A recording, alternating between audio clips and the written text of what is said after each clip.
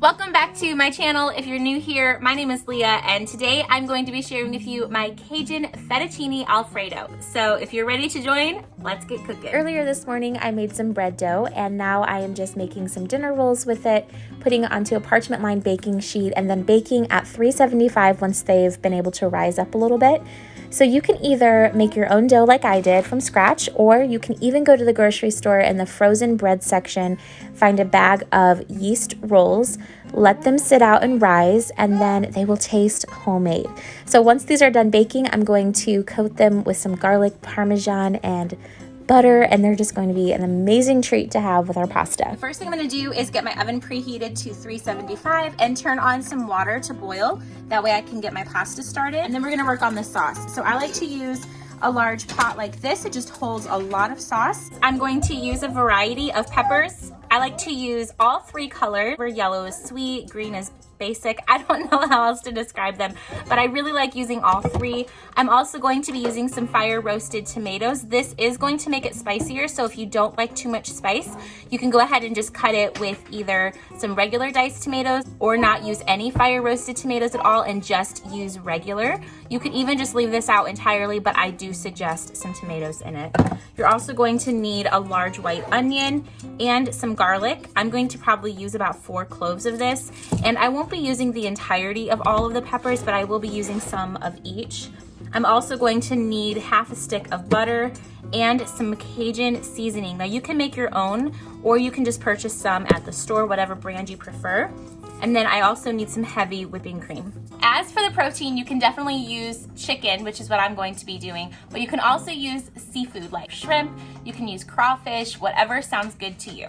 And then we're going to work on our onion and peppers. Those need to cook first. Garlic goes in last.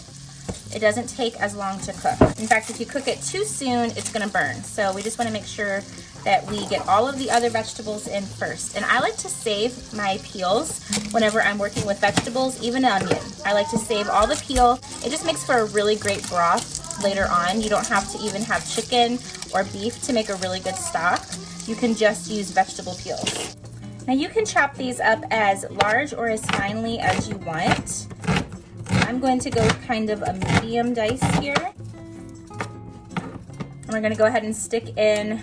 We're gonna go ahead and toss in half a stick of butter. Toss that into a medium temp pot on the stove. Finish getting our vegetables chopped up while that's melting. Just keep an eye on it, make sure it doesn't burn.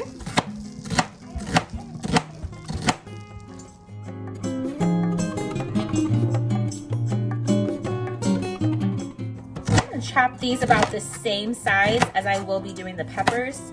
Just keep it all, try to, kind of consistent. But I kind of consider my chopping skills rustic. So we're just gonna call it rustic. It sounds better than sloppy. I'm kind of a quick cook. I don't like to take a long time in the kitchen. I do like to get flavors marinating. I like to have good developed flavors, but I also don't really prefer to stay in the kitchen for a long time. And I know I'm a cooking channel, but I don't like to cook for hours at a time. I like to just have it done, ready for my family so that we can enjoy time together.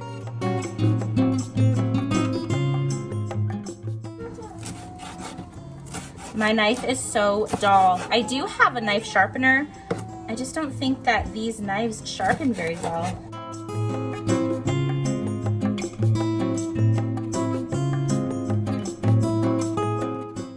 Meal actually is going to be feeding a large group of people today. I am making enough to feed probably 12.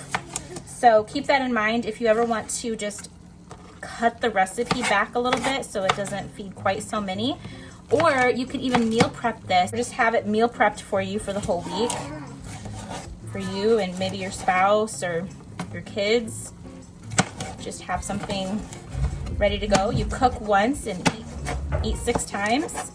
So it's up to you. All right, it's starting to look like Christmas. And our water is boiling for the pasta. I'm gonna go ahead and get in some fettuccine. You can use any kind of pasta you want to, honestly. There is no specific shape that you need to use. You can do this with some penne, you can do it with some fettuccine. And all the Italians, look away. All right, this is just the way our family always did it, and there's a reason for it. I know you want to twist your pasta, that's fantastic. We just kind of go more for convenience. So go ahead and get in about 1.5 pounds of pasta to feed the 12 people. You figure about 8 people per pound of pasta. I think technically each person eats less. Just depends on your group of people, I guess. So I have about 1.5 pounds of pasta in here. Again, feeding 12 people today. I gotta get this butter turned on. Somehow I turned that off. All right. So now we just need some yellow pepper to go with the rest of those. I'm using about 2 entire peppers, just kind of switching up the variety and color here, but it's about 2 total. I really would like to get probably one of those Misen knives. Have y'all seen those? The Misen knives that are, you know, popping up everywhere. YouTubers are talking about them. Hey, maybe Misen will sponsor me one day and I can go ahead and just like get one from them and then give you all a discount code. Wouldn't that be nice? They're pricey, but definitely not expensive for what it is. You can spend a lot of money on a good quality chef knife, and I would spend some more money on a good quality one. So you can see all these beautiful colors in here. Let me pull you closer. Closer. So you see all those beautiful colors. So we've got an entire large white onion and 2 peppers in here with half a stick of butter. Half a stick of butter is plenty. You're just trying to saute those. And then you can see my pasta going over here. And I'm just gonna use the same spoon to stir both. There's no reason to switch it up. I'm not working with meat right now. I am spilling a little bit. I think I need to get more water in that. Shoot.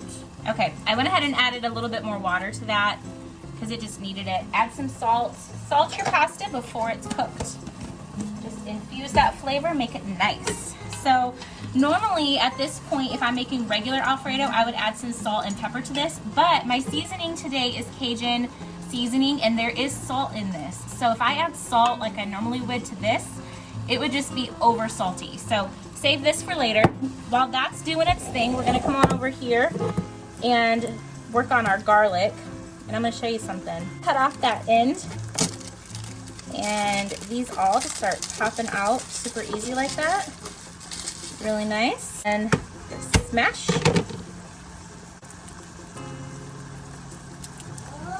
Pop that out like that.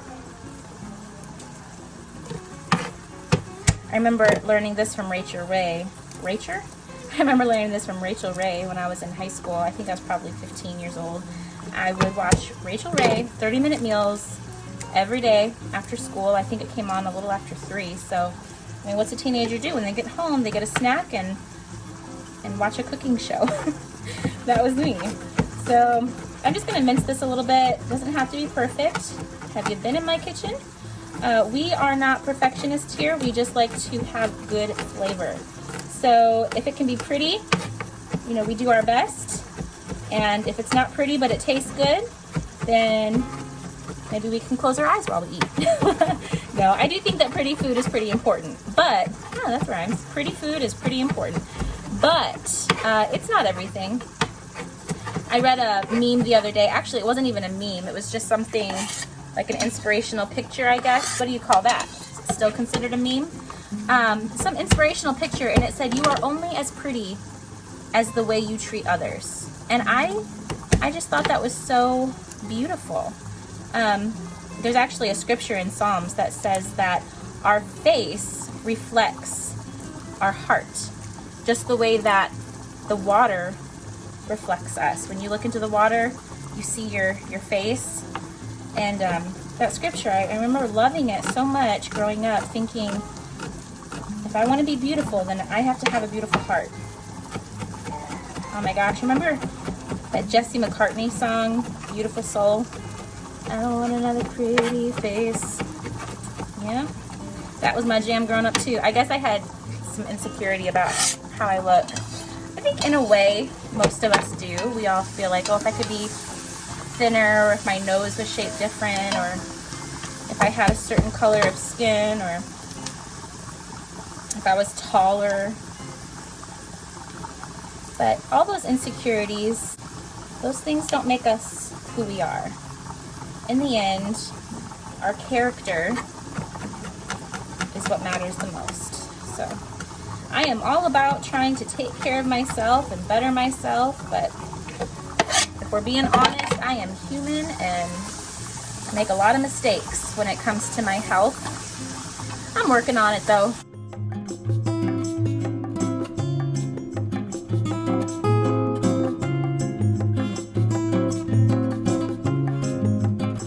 So here you can see this is all getting really golden. I mean, it looks beautiful. Got the pasta over here getting softer. It's not done yet, but you want to make sure you stir it so it doesn't stick. So we're gonna go ahead and add some tomatoes to our softened vegetables. You can start with half a can of the tomatoes, see if it's the right amount later on, taste it. You can still add more later if you want to. And then we're going to add in some heavy cream.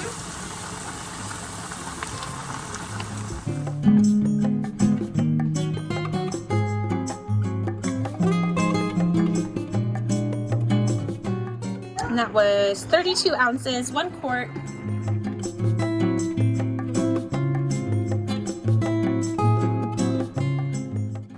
I'm gonna add about 1.5 cups of milk.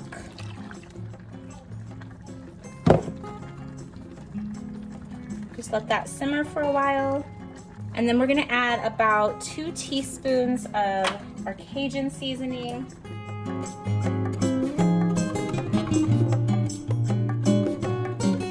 You can add more to your preference, whatever you like. So we'll taste it later and see how much more we need. Now I'm just going to use a really frugal Parmesan cheese. I'm gonna put in about 4 handfuls. Which technically is about half, a little more than half of this container. This is a little bit salty too, so I like to add that way before I start tasting for more Cajun seasoning. You can add more salt if you need that and not more Cajun seasoning. It just needs a little bit of something. So let's add our cheese, let all of that incorporate, let it simmer for a little while, start getting bubbly, and then we can start tasting for more flavor. I'm actually gonna switch this over to my back burner. Let that go, and then I'm going to work on my chicken here in the front.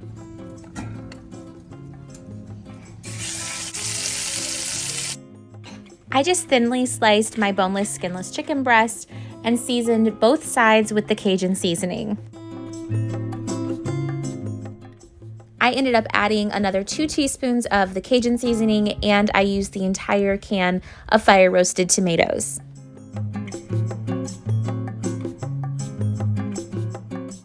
The longer the sauce sits out, you'll notice it gets thicker. So if it ends up being too thick for you, or when you go to have leftovers the next day, you can just add some milk to it, thin it out, and it'll be perfect.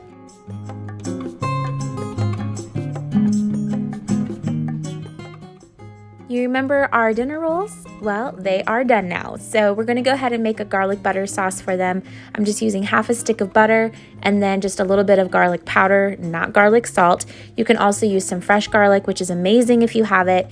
And then once that's melted, I just like to add a little bit of Parmesan cheese to it. Get that all incorporated, and then you literally just drizzle the sauce over all of your freshly baked dinner rolls. It is so delicious, so easy to put together, and it is going to amaze your dinner guests. Also, don't forget to top your dinner with some more Parmesan cheese and serve it with a smile. Hopefully this gave you some inspiration for your dinner this week, and of course, until the next video, I'll see you in those comments.